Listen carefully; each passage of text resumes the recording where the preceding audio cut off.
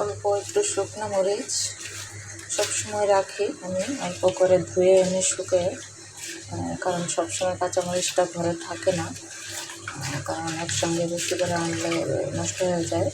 আর কিছু কিছু সময় শুকনো মরিচটা ভালো লাগে, যেমন শাকের সাথে, ডিম ভাজার সাথে একটু শুকনো মরিচ খেতে ভালো লাগে।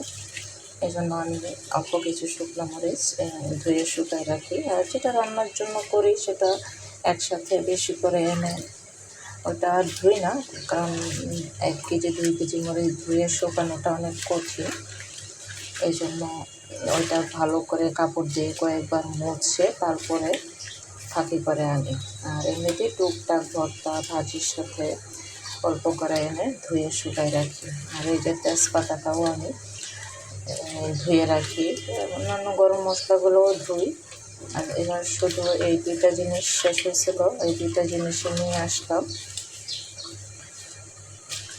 তো এই 2টা এখন ভাবলাম যে একটু ধুয়ে রাখি, চুলায় রান্না বসাইছি আর এর মধ্যে আমি ধুয়ে এগুলো একটু ধুয়ে ফেলতেছি সাথে, কারণ ধুয়ে রেখে দিলে বাহিরের অনেক ধুলাবালু থাকে, রান্নার সময় এগুলো ভালো করে ধোয়া এরপরে অনেক ঝামেলা হয়ে যায়। এই জন্য একবার ধুয়ে ভালো করে শুকাই রাখি, তাহলে রান্নার সময় একটু সহজ হয়। তো আজকে এই ভিডিও থেকে বিদায় নিচ্ছি, ধন্যবাদ সবাইকে।